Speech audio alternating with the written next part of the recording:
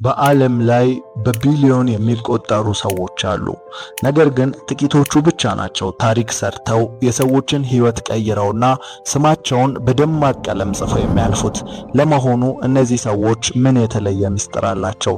ዝም ብለው የታደሉ ናቸው ወይስ እኛ የሌለን እነርሱ ያላቸው ባህሪ አለ? ተጽዕኖ መፍጠር ማለት ታዋቂ መሆን ማለት አይደለም። ተጽዕኖ መፍጠር ማለት የሰዎችን ሕይወት በተሻለ መንገድ መለወጥ ማለት ነው። ብዙዎቻችን መሪ መሆን እንፈልጋለን። ብዙዎቻችን ቃላችን እንዲደመጥ እንመኛለን። ነገር ግን እውነተኛ ተጽዕኖ የሚመነጨው ከውጪ ከምናሳየው ዝና ሳይሆን ከውስጥ ማንነታችን ነው። ዛሬ በቪዲዮአችን አንድን ተራ ሰው ወደ ታላቅ ተጽዕኖ ፈጣሪነት የሚቀይሩ በቤተሰባችሁ፣ በጓደኞቻችሁና በስራ አካባቢያችሁ ላይ የሚደመጥ ድምጽ እንዲኖራችሁ የሚያደርጉ 10 ዋና ዋና ባህሪያትን በዝርዝር ይዘንላችሁ ቀርበናል። እነዚህን ነጥቦች ስትሰሙ እኔ ጋር የትኛው አለ፣ የትኛውንስ ላዳብር ብላችሁ ራሳችሁን እንድትጠይቁ ጋብዛችኋለሁ። እስከ መጨረሻው አብራችሁን ቆዩ። ምናልባትም ወደ ታላቅነት ለመሻገር የጎደላችሁ አንድ ባህሪ ብቻ ሊሆን ይችላል። መልካም ልብ ካላችሁ ቪዲዮውን ላይክ በማድረግ ይጀምሩ። ለዚህ የቁም ነገር ቻናል አዲስ ከሆኑ ደግሞ ሰብስክራይብ በማድረግ ቤተሰባችን ይሁኑ።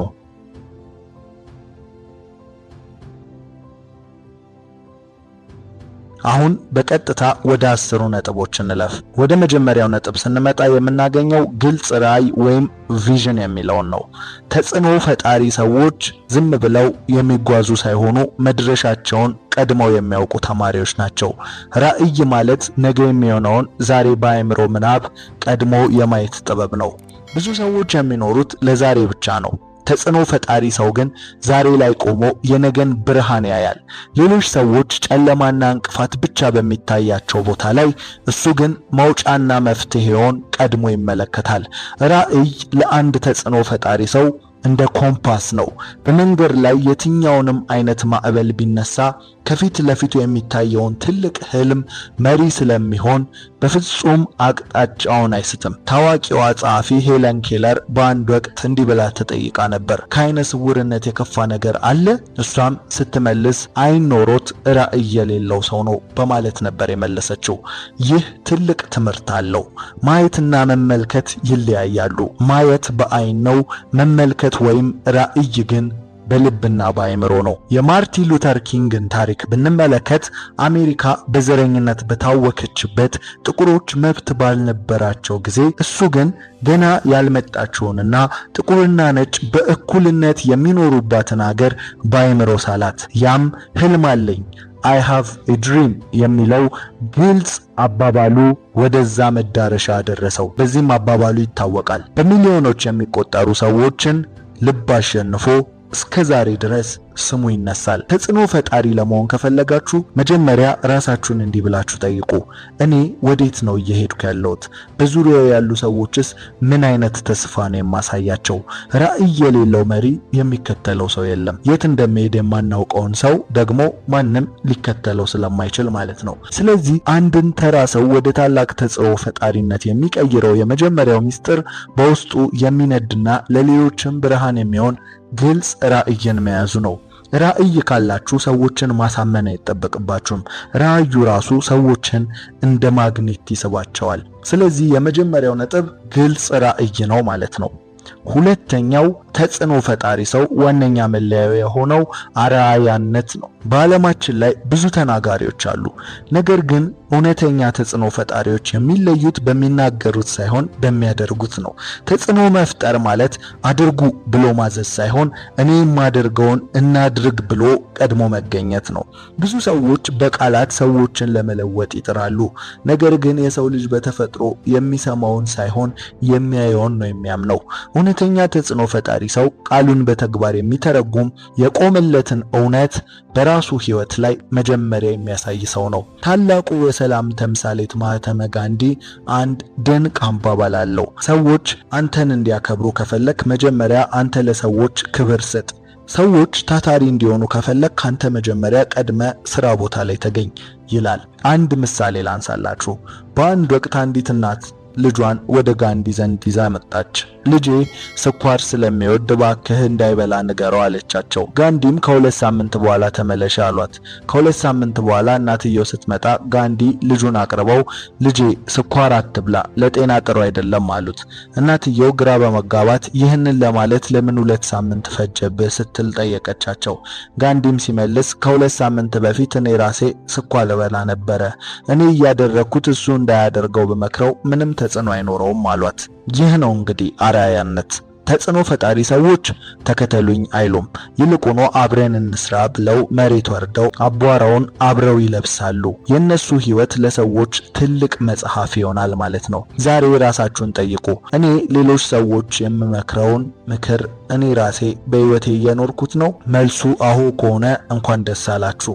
እናንተ ሳታውቁት በሰዎች ላይ ትልቅ ተጽዕኖን እየፈጠራችሁ ነው። ምክንያቱም ድርጊት ከቃላት በላይ ጮክ ብሎ የሚናገር ስለሆነ። ስለዚህ ሁለተኛው ነጥብ አርአያነት ወይም ምሳሌነት ነው። ሶስተኛው ነጥብ የማዳመጥ ብቃት ነው። ተጽዕኖ ፈጣሪ ሰዎች ካላቸው ባህሪ ዋነኛው በስፋትም የሚነገረው ይህ ነው፣ የማዳመጥ ብቃት። በአሁኑ ዘመን ሁሉም መናገርን ይፈልጋል፣ ሁሉም እንዲሰማ ይሻል። ነገር ግን እውነተኛ ተጽዕኖ ፈጣሪ የሚለየው ለመናገር ከመቸኮሉ በፊት ለመስማት ባለው ትዕግስት ነው። ማዳመጥ ዝም ብሎ ድምፅን በጆሮ መቀበል አይደለም። ማዳመጥ ሰዎችን በልብ መረዳት ነው። ተጽዕኖ ፈጣሪ ሰው ሰዎች የሚሉትን ብቻ ሳይሆን ሳይነግሩት የቀሩትን ስሜቶቻቸውን፣ ፍላጎቶቻቸውን ጭምር የማንበብ ብቃት አለው። ሰዎች የሚሰማቸውን የሚረዳቸው ሰው ሲያገኙ ልባቸው በነጻነት ይከፍቱታል። ልቡ የተከፈተው ሰው ደግሞ በቀላሉ ተጽዕኖ ይደረግበታል ማለት ነው። ታዋቂው ደራሲና መሪ ስቴቨን ኮቪ እንዲህ ይላል፣ አብዛኛው ሰው የሚያደምጠው ለመረዳት ሳይሆን ለመመለስ ነው። ይህ ትልቅ ስህተት ነው። እውነተኛ ተጽዕኖ ፈጣሪ ግን መጀመሪያ ለመረዳት ያደምጣል፣ ከዚያም ለማስረዳት ደግሞ ይናገራል። ተፈጥሮ ራሷ ትልቅ ትምህርትን ሰጥታናለች። 2 ጆሮና 1 ምላስ የሰጠችን ከምንናገረው በላይ እጥፍ እንድንሰማ ነው። አንድ መሪ ወይም አንድ ተጽዕኖ ፈጣሪ ሰው ሊያደርገው ከሚገባ ዋነኛ ነገሮች መካከል አንደበተ ርቱዕ መሆን ብቻ ሳይሆን በማዳመጥ ችሎታው የተካነ መሆን ይገባዋል። ሰዎች ይህ ሰው ይሰማኛል፣ ችግሬ ይገባዋል ብለው ካመኑ ምክሬን ለመቀበል ወደኋላ አይሉም። ለምሳሌ ኔልሰን ማንዴላን ብንወስድ በአንድ ወቅት እንዲህ ብሎ ነበር፣ የመሪነት ጥበብን የተማርኩት ከአባቴ ነው። እሱ በጎሳ ስብሰባዎች ላይ ሁልጊዜም መጨረሻ ላይ ነበር የሚናገረው ብሎ ተናግሮ ነበር። ይህ ማለት ሌሎች የሚሉትን በሙሉ አድምጦ የሁሉንም ሐሳብ መዝኖና ተረድቶ መጨረሻ ላይ የሚሰጠውን ሐሳብ ማንም ሊቃወመው የማይችልና ሁሉንም የሚያስማማ ይሆናል ማለት ነው። ስለዚህ ሶስተኛው ነጥብ የማዳመጥ ብቃትን ማዳበር ነው፣ ተጽዕኖ ፈጣሪ ለመሆን ማለት ነው። አራተኛው ስሜታዊ ብልህነት ነው። ይህ ኢሞሽናል ኢንተለጀንስ ይባላል። ብዙ ጊዜ ሰዎች ተጽዕኖ ፈጣሪ ለመሆን የግድ አንስታይን መሆን ወይም ረቂቅ ዕውቀት መያዝ ያለባቸው ይመስላቸዋል። ነገር ግን እውነታው ሌላ ነው። ሰዎችን ለመምራት የአእምሮ ብልህነት አይኪው ብቻውን አይበቃም። የልብ ብልህነት አይኪው ብቻውን አይበቃም። የስሜታዊ ብልህነት ወይም ኢኪው የግድ ያስፈልጋል። ስሜታዊ ብልህነት ማለት የራስን ስሜት መረዳትና መቆጣጠር እንዲሁም የሌሎችን ስሜት በትክክል ማንበብ መቻል ማለት ነው። ስለዚህ ሰዎች በስራ ቦታ፣ በቢዝነስ፣ በቤተሰብ መሃል ተመራጭ የሚያደርጋቸው የስሜት ብልህነት ነው።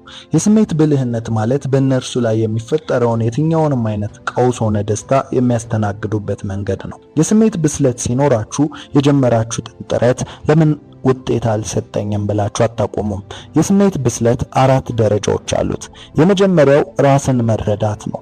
የራስን ስሜት ማወቅ ነው። ለምንድን ነው ስሜታችሁ ቶሎ ቶሎ የሚለዋወጠው? የሚሰማችሁ ስሜት መንስኤው ወይም ለምን እንደተፈጠረ ታውቁታላችሁ? አሁን ምን እየተሰማችሁ እንዳለ መግለጽ ትችላላችሁ? ይህንን ጥያቄ መመለስ ከቻላችሁ ራሳችሁን ትረዳላችሁ ማለት ነው። ሁለተኛው የስሜት ብስለት ደረጃ ራስን መቆጣጠር ነው። የስሜታችሁ ሪሞት ያለው ማጋር ነው። ሰዎች በሚናገሩት ወይም በሁኔታዎች መለዋወጥ ምክንያት ስሜታችሁ ይለዋወጣል። እንደዛ ከሆነ የስሜታችሁ ሪሞት ያለው ሌላ ጋር ነው ማለት ነው። ሶስተኛ ሰዎችን መረዳት ወይም ሰዎች ምን ሊፈልጉ እንደሚችሉ ከሁኔታቸው፣ ከስሜታቸው፣ ፊታቸውን በማንበብ ቀድማችሁ መረዳት ከቻላችሁ የስሜት ብስለት አላችሁ ማለት ነው። ሰዎች ከንግግራቸው በላይ ጥልቅ ፍላጎታቸውን በሚረዳቸው ሰው ይማረካሉ። አራተኛ ምርጥ ግንኙነትን መፍጠር ነው። ይህ የስሜት ብስለታችሁን ሊያረጋግጥ ከሚችል ባህሪ ዋነኛው ባህሪ ነው። ስሜታችሁን የምትቆጣጠሩ ከሆነና ሰዎችን የምትረዱ ከሆነ ይህ ቀላል ነው። ሰዎችን በቀላሉ ወደ እናንተ መሳብ ትችላላችሁ ማለት ነው። ተጽዕኖን ፈጣሪ መሆን ትችላላችሁ ማለት ነው። ታዋቂው የስነ ልቦና ምሁር ዳንኤል ጎልማን እንዲህ ይላል፣ ከፍተኛ ቦታ ላይ የደረሱ ሰዎች ስኬትን ከመረመርን 90% ውጤታቸው የመጣው ከእውቀታቸው ሳይሆን ከስሜታዊ ብልህነታቸው ነው ይለናል። ይህ ማለት ምን ማለት ነው? ሰዎች እናንተ የምታውቁትን እውቀት ከመስማታቸው በፊት እናንተ ለሰዎች የምትሰጡትን ስሜትና አክብሮት ነው የሚያዩት ማለት ነው። ታላቋ ደራሲ ማያ አንጆሎ በአንድ ወቅት የተናገረችው ድንቅ አባባል አለ። ሰዎች የተናገርከውን ሊረሱ ይችላሉ፣ ያደረክላቸውንም ሊረሱ ይችላሉ። ነገር ግን እንዴት እንዲሰማቸው እንዳደረካቸው በፍጹም አይረሱም። እውነተኛ ተጽዕኖ ፈጣሪዎችም ይህንን ምስጢር ጠንቅቀው ያውቃሉ። በንግግራቸው ሰዎችን አያቆስሉም፣ በድርጊታቸው ሰዎችን አያሸማቅቁም። ይልቁኑ በሰዎች ውስጥ ተስፋን፣ መነሳሳትንና ጥንካሬን ይሰራሉ ማለት ነው። ስለዚህ ሁልጊዜም ተጽዕኖ ፈጣሪ መሆን ከፈለጋችሁ በገባችሁበት ቦታ ሁሉ በሚፈጠሩ ሁካታና ረብሻዎች ላይ እናንተም አብራችሁ ሁካታና ረብሻውን የምታጋጉሉ ሰዎች አትሁኑ። እናንተ ለመፍትሄ የምትፈለጉ ስሜታችሁን ተቆጣጥራችሁ ነገርን ፊክስ ለማድረግ ወይም ችግሮችን ለመፍታት የምትሞክሩ ሰዎች በመሆን ታወቁ። የዛን ጊዜ ተጽዕኖ ፈጣሪ ሰው ትሆናላችሁ ማለት ነው። አምስተኛ በራስ መተማመን ነው። ተጽዕኖ ፈጣሪ ሰዎች በራሳቸው አቅም፣ በማንነታቸውና በያዙት ዓላማ ላይ የማይናወጥ ጠንካራ እምነት አላቸው። ይህ በራስ መተማመን ደግሞ ዝም ብሎ ሁሉን አውቃለሁ የሚል ትዕቢት ሳይሆን የያዝኩት እውነት ያሸንፋል የሚል የውስጥ ጥንካሬ ነው። በራስ መተማመን ልክ እንደ ተላላፊ በሽታ ነው። እናንተ በራሳችሁ ስታምኑ በዙሪያችሁ ያሉት ሰዎችም በእናንተ ማመን ይጀምራሉ። ተጽዕኖ ፈጣሪ ሰው ሲናገር ድምፁ አይንቀጠቀጥም፣ ሲራመድ እርምጃው አይወላገድም፣ ውሳኔ ሲሰጥም አይጠራጠርም። ይህ ደግሞ ሌሎች ሰዎች ትልቅ ተስፋና መነሳሳትን ይሰጣቸዋል። ሰዎች የሚከተሉት የሚጠራጠርን ሰው ሳይሆን የት እንደሚሄድ እርግጠኛ የሆነን ሰው ነው። እኛም ቅድም እንዳልነው ደግሞ ተጽዕኖ ፈጣሪ ሰው ግልጽ የሆነና ራዕይ ያለው የት እንደሚሄድ ያውቃል። ስለዚህ ይህ ሰው በራሱ ይተማመናል ማለት ነው። ስለዚህ ሰዎችም ይከተሉታል። ታዋቂው ፈላስፋ ራልፍ ዋልዶ ኤመርሰን እንዲህ ይላል፣ በራስ መተማመን የስኬት የመጀመሪያው ምስጢር ነው። ይህ እውነት ነው። ዓለም እናንተን ከማመኗ በፊት እናንተ ራሳችሁን ማመን አለባችሁ። እናንተ ለራሳችሁ የምትሰጡት ዋጋ ነው ሌሎች ሰዎች ለእናንተ የሚሰጡት ዋጋ የሚሆነው። አንድ ምሳሌ እንውሰድ። ሙሐመድ አሊን ብንመለከት ገና ታዋቂ ሳይሆንና ድል ሳይቀናው በፊት እኔ ታላቅ ነኝ ይል ነበር። ይህ ትዕቢት አልነበረም። ይልቁኑ በውስጡ ያለውን አቅም የማመንና ያንን እምነት ለሌሎች የማጋራት ጥበብ ነበር። በራስ መተማመኑ ነው በሚሊዮኖች የሚቆጠር ሰዎችን ያስከተለው። የማይቻል ነገር የለም የሚል መንፈስ የፈጠረው። ተጽዕኖ ፈጣሪ ለመሆን ፐርፌክት መሆን አይጠበቅባችሁም። ነገር ግን በያዛችሁት ዓላማ ላይ ቆራጥ መሆን ይኖርባችኋል። ስህተት ስትሰሩ እንኳን በራስ መተማመናችሁ አይጠፋም። ይልቁኑ ከዚህ ተምሬ ይመለሳለሁ በልበ ሙሉነት ትቀጥላላችሁ። ይህ አይነቱ ጥንካሬ ነው ሰዎችን የሚማርከው። ስለዚህ በራሳችሁ ተማመኑ። በራስ መተማመናችሁን ደግሞ የሚገነባው መጀመሪያ ላይ ያነሳነው ግልጽ የሆነ ራዕይ፣ የት እንደምትሄዱ ማወቅና ምን ማድረግ እንደምትፈልጉ ለይቶ ማወቅ ነው። ፍላጎታችሁን መናገር መቻል ወይም ፍላጎታችሁን መግለጽ መቻል፣ በየትኛውም ጊዜና ሁኔታ ግልጽ የሆነ ለማንም መናገር የምትችሉት ጥርት ያለ ራዕይና ግብ ሲኖራችሁ ነው። ስለዚህ ያ ሲኖራችሁ በራስ መተማመናችሁ ይገነባል። በራስ መተማመንን መገንባት ደግሞ ተጽዕኖ ፈጣሪ እንድትሆኑ ያደርጋል ማለት ነው። ስድስተኛው ነጥብ የማሳመን ጥበብ ነው። ብዙ ሰዎች ማሳመን ሲባል ሰዎችን በንግግር ማሸነፍ፣ መከራከር ወይም መጫን ይመስላቸዋል። ነገር ግን እውነተኛ የማሳመን ጥበብ ሰዎችን በኃይል ወይም በጫና ሳይሆን በምክንያትና በስሜት በማገናኘት የኔ ሐሳብ የእነርሱም ሐሳብ እንዲሆን የማድረግ ጥበብ ነው። ተጽዕኖ ፈጣሪ ሰው ሰዎችን አዘዝኩህና አድርገው አይልም። ይልቁኑ ያንን ነገር ማድረጉ ለራሳቸው ለሰዎቹ የሚሰጠውን ጥቅም አሳይቶ በራሳቸው ፍቃድ እንዲንቀሳቀሱ ያደርጋቸዋል። ታላቁ የጥንት የግሪክ ፈላስፋ አርስቶትል የማሳመን ጥበብ በሶስት ምሰሶዎች ላይ ይቆማል ይላል። እሱም ኢቶስ ታማኝነት፣ ፓቶስ ስሜት፣ ሎጎስ ምክንያት ናቸው። ይህ ማለት ሰዎች የእናንተን ሐሳብ እንዲቀበሉ መጀመሪያ እናንተን ማመን አለባቸው። በመቀጠል ሐሳባችሁ ልባቸውን መንካት አለበት። በመጨረሻም አይምሯቸው በምክንያት ሊቀበለው ይገባል። ታዋቂው ደራሲ ማርክ ትዌይንም እንዲህ ይላል፣ ሰዎችን ማሳመን ማለት እናንተ የፈለጋችሁትን ነገር እነሱ መፈለግ እንዲጀምሩ ማድረግ ማለት ነው ይላል። ይህ እንዴት ይሆናል? ተጽዕኖ ፈጣሪ ሰው የሰዎችን ስለ ልቦና ጠንቅቆ ያውቃል። ንግግሩ የሚጀምረው ከራስ ፍላጎት ሳይሆን አድማጮቹ ከሚፈልጉት ነገር በመነሳት ነው። ሰዎች ይህ ሐሳብ ለኔ ይጠቅመኛል ብለው ካመኑ እናንተ እንድትመሯቸው ፈቃደኛ ይሆናሉ።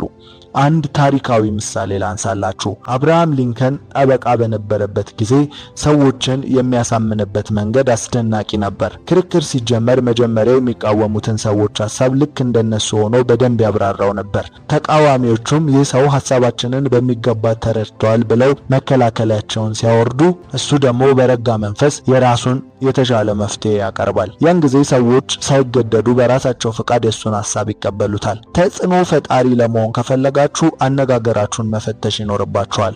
ሰዎችን የምታሳምኑበት በድምጻችሁ መጮ ሳይሆን በሐሳባችሁ ጥራትና በልባችሁ ቅንነት ነው። እኔ የምለውን ስሙ ከሚል ትዕቢት ይልቅ ይህ ሐሳብ ለሁላችንም ይበጃል የሚል ትህትናን ሰዎችን በበለጠ ያሳምናል። ምክንያቱም ሰዎች በምክንያት ይመራሉ፣ በስሜት ግን ይገፋፋሉ። ስለዚህ ሰዎችን የማሳመን ጥበብን ባዳበራችሁ ቁጥር፣ የሰዎችን ስነ ልቦና በተረዳችሁ ቁጥር ተጽዕኖ ፈጣሪ የመሆን አቅማችሁ እየጨመረ ይሄዳል ማለት ነው። ሰባተኛ የማይናወጥ ስነ ምግባርና ጽናት ነው። በዓለማችን ላይ ተሰሚነት ያላቸው ሰዎች ዝም ብለው በምኞት እዚያ ቦታ ላይ የደረሱ አይደሉም። ይልቁኑ ሌሎች ተኝተው በነበረበት ሰዓት በርትተው የሰሩ፣ ሌሎች ተስፋ ቆርጠው በቆሙበት ሰዓት ደግሞ ጥርሳቸውን ነክሰው ጉዟቸውን የቀጠሉ ናቸው። ተጽዕኖ ፈጣሪ ሰው ስራውን የሚወድ ብቻ ሳይሆን ለስራው የሚገዛ ነው። ስራውን የሚሰራው ሰው እንዲያየው ሳይሆን ወይም እንዲያመሰግነው ሳይሆን በውስጡ ላለው ዓላማ ታማኝ ስለሆነ ነው። ይህ የሥራ ስነ ምግባር ወይም ወርክ ኢቲክስ ይባላል። እውነተኛ ተጽዕኖ ፈጣሪ ቃሉን ሳይሆን ስራውን ነው ማስረጃ የሚያደርገው። ስኬት የሚመጣው ከችሎታ ብቻ ሳይሆን ደጋግሞ ከመስራት ከዲሲፕሊን ነው። ታዋቂው የፈጠራ ሰው ቶማስ ኤዲሰን እንዲህ ይላል፣ ስኬት 1% መነሳሳት ሲሆን 99% ደግሞ ድካም ነው ይላል። ይህ ማለት ምን ማለት ነው? ተጽዕኖ መፍጠር የምትችሉት በስራችሁ ጥራትና በጥረታችሁ ብዛት ነው። ሰዎች የእናንተን ውጤት ብቻ ሳይሆን እዚያ ውጤት ላይ የከፈላችሁትን ዋጋ ሲያዩ እናንተን የማክበርና የመከተል ግዴታ ውስጥ ይገባሉ። ይህ ስነ ምግባር ደግሞ ከጽናት ጋር በጥብቅ የተቆራኘ ነው። ጽናት ማለት ነገሮች ባልተሳኩበትና በረሃብና በድካም ወቅት አልፎ ተርፎም ሁሉም ሰው አትችልም ብሎ በተቃወመበት ሰዓት መንገዱን አለመልቀቅ ነው። ተጽዕኖ ፈጣሪ ሰው ፈተናን እንደ ግድግዳ ሳይሆን እንደ መሰላል ነው የሚያየው። አንድ ምሳሌ የምንወስድ፣ ኮሎኔል ሳንደርሰን የዶሮ ሬሲፒውን ይዞ ከ1000 በላይ ሬስቶራንቶች ዘንድ ሲሄድ ሁሉም ሰው ውድቅ አድርገውበት ነበር። እርጅና ቢጫጫነውም ኪሱ ባዶ ቢሆንም የሱ የስነ ምግባር ግን ወይም ጽናቱ ግን አልደከመውም ነበር። በመጨረሻም በ1009ኛው ጊዜ ሰውየው ፈቃደኛ ሆነለትና ዓለም የሚያውቀው ስኬት ላይ ደረሰ። ዛሬ ላይ ተጽዕኖ ዓለም አቀፍ የሆነው ለምንድን ነው? በሺዎች ለሚቆጠሩ ጊዜያት አይሆንም ተብሎ ሳይሰበር በመጽናቱ ነው። ተጽዕኖ ፈጣሪ ለመሆን ከፈለጋችሁ በአጭር መንገድ ለመበልጸግ አትሞክሩ። ይልቁንም ለስራችሁ ክብር ስጡ። በስራችሁ ላይ ዲሲፕሊን ይኖራችሁ። ሰዎች እናንተን ባያዩአችሁ እንኳን እናንተ በጥራት መስራታችሁን አታቋርጡ። ምክንያቱም ታላቅነት የሚገነባው ማንም በማያያችሁ ሰዓት በምታሳዩት ትጋትና ጽናት ነውና። ስለዚህ ጽናትን አዳብሩ ማለት ነው። ስምንተኛው ታማኝነትና ትህትና። ብዙ ሰዎች ተጽዕኖ ፈጣሪ ለመሆን ድምፅን ከፍ አድርጎ መጮ ወይም የበላይነትን ማሳየት ያለባቸው ይመስላቸዋል። ነገር ግን እውነተኛ ዘላቂ ተጽዕኖን የሚመነጨው ማንም በማያየን ሰዓት ከምንኖረው እውነተኛ ማንነታችንና ለሰዎች ካለን ዝቅታ ነው። ታማኝነት ወይም ኢንቴግሪቲ ማለት የተናገሩትን መኖር፣ የገቡትን ቃል መፈጸምና በቆሙለት እውነት ላይ አለመንሸራተት ማለት ነው። ተጽዕኖ ፈጣሪ ሰው ቃሉ እንደ ውል ነው። አደርገዋለሁ ካለ ያደርገዋል፣ አምናለሁ ካለ ይኖረዋል። ሰዎች የእናንተን ምክር ከመቀበላቸው በፊት የእናንተን ማንነት መመዘን ይፈልጋሉ። ታማኝነት ከሌለ ተጽዕኖ የለም፣ ምክንያቱም ያለ እምነት መከተል አይቻልምና። ታዋቂው ባለሀብት ዋረን ባፌት እንዲህ ይላል፣ ሰዎችን ስትቀጥር 3 ነገሮችን ፈልግ፣ ታማኝነት፣ ብልህነትና ጉልበት። ነገር ግን የመጀመሪያው ከሌሎቹ ሁሉ የላቀ ነው ይልሃል። ያለ ታማኝነት የሚገኝ ዕውቀትም ሆነ ስልጣን ሰዎችን አይጠቅምም፣ ይልቁንም ይጎዳቸዋል። ይህ ታማኝነት ደግሞ ከትህትና ጋር ሲቀናጅ ድንቅ ማንነትን ይፈጥራል።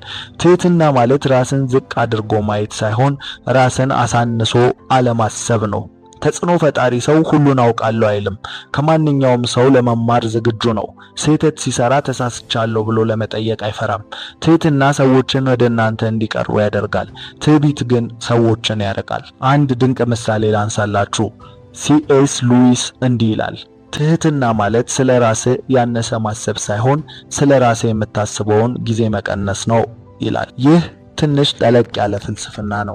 ግን እውነተኛ ተጽዕኖ ፈጣሪዎች ትኩረታቸው እኔ ምን ልባል በሚለው ላይ ሳይሆን ሰዎችን እንዴት ልርዳ በሚለው ላይ ይሆናል ማለት ነው። በጥቂቱ ስናብራራው ይህንን አይነት አመለካከትን ያስረዳናል። ልክ እንደ በሰለ የእሸት ዘለላ ባፈሩና በከበሩ ቁጥር ወደ መሬት ዝቅ ማለት ትህትና ይባላል። ለምሳሌ አብርሃም ሊንከንን ብንመለከት የአሜሪካ ፕሬዝዳንት ሆኖ ሳለ እንኳን ጫማውን ራሱ ይጠርግ ነበር። አንድ ሰው መጥቶ ፕሬዝዳንት ሆነ ጫማን ትጠርጋለህ ብሎ ሲጠይቀው ሊንከን ሲመልስ ታዲያ የማንን ጫማ እንድጠርግ ፈልገ ነበር ብሎ በትህትና መለሰለት። ይህ አይነቱ ማንነት ነው ሰዎችን በልብ ውስጥ የማይሞት አሻራን ጥሎ የሚያልፈው። ስለዚህ ትህትናን አዳብሩ፣ ታማኝነትንም ገንቡ። ይህ ተጽዕኖ ፈጣሪ እንድትሆኑ በኃይለኛው መንገድ ይረዳችኋል ማለት ነው። 9ኛው ቀጣይነት ያለው ትምህርት ነው።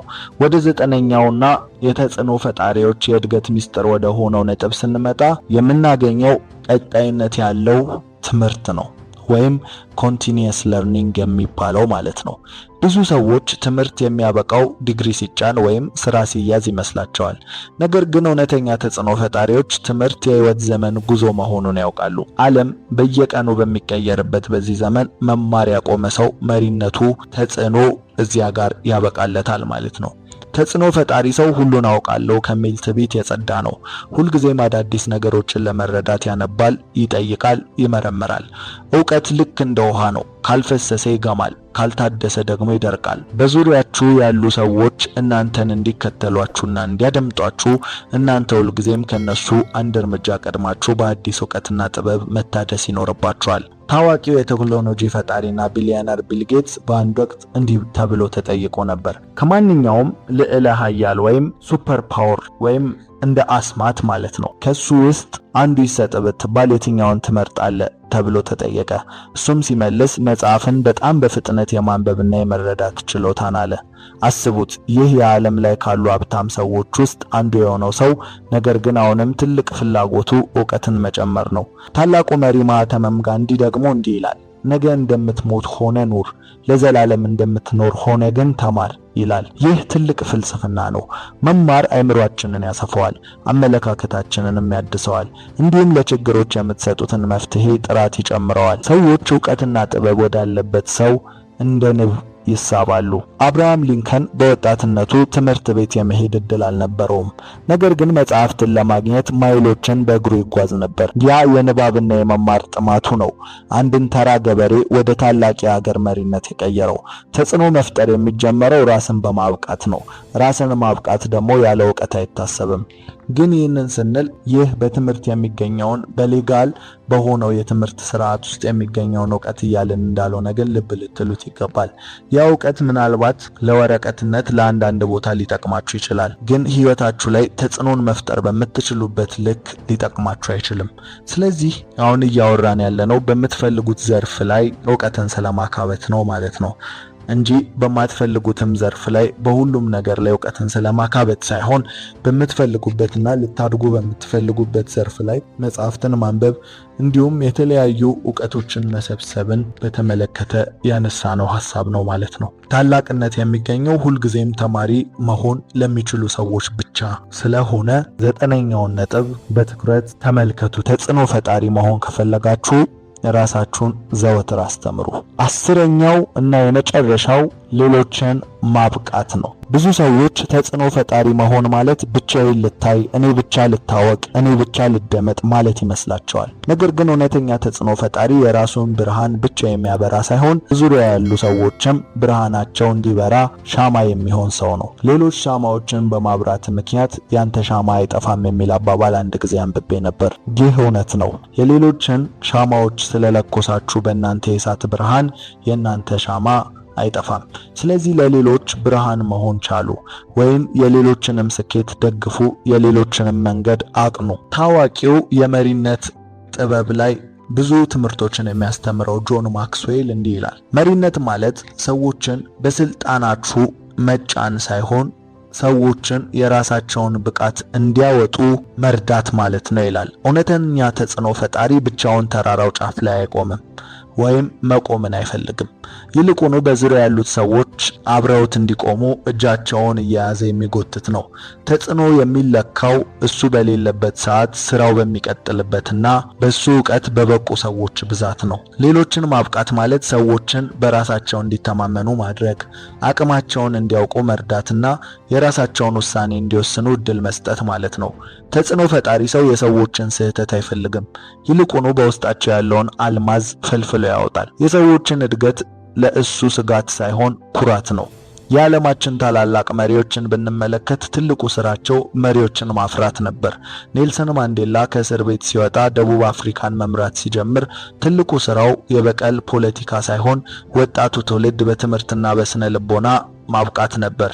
ትምህርት ዓለምን ለመለወጥ የምንጠቀምበት ትልቁ መሳሪያ ነው ብሎ ያምን ነበር። እሱ ዛሬ በሕይወት ባይኖርም ያበቃቸው በሚሊዮኖች የሚቆጠሩ መሪዎች ግን የሱ ተጽዕኖ ሕያው ሆኖ እንድናየው አድርገውታል። ተጽዕኖ ፈጣሪ ለመሆን ከፈለጋችሁ የምታውቁትን ዕውቀት ለብቻችሁ አትያዙት፣ አጋሩት። ስልጣንና ዝናን ለብቻችሁ አትጠቅልሉ፣ ለሌሎችም ቦታ ስጡ። ሰዎችን ስታበቁ እናንተም አታንሱም። ይልቁኑ የእናንተ ተጽዕኖ በ10 እና በ100 እጥፍ ይጨምራል። ስለዚህ ዛሬ ያነሳንላችሁ 10 ነጥቦች አንድን ተራ ሰው ወደ ተጽዕኖ ፈጣሪነት የሚለውጡ 10 ባህሪዎች ናቸው። እነዚህ ባህሪዎች ውስጥ ስንቱ አላችሁ? ስንቱስ ጎድሏችኋል? ስንቱንስ ማዳበር ትፈልጋላችሁ? ይህን ጥያቄ ለእናንተ ተውኩት። ለዛሬ ያዘጋጀንላችሁ የነበረ ከተመቻችሁ ላይክ፣ ለዚህ የቁም ነገር ቻናል አዲስ ከሆናችሁ ደግሞ ሰብስክራይብ በማድረግ ቤተሰባችን ይሁኑ። እናመሰግናለን።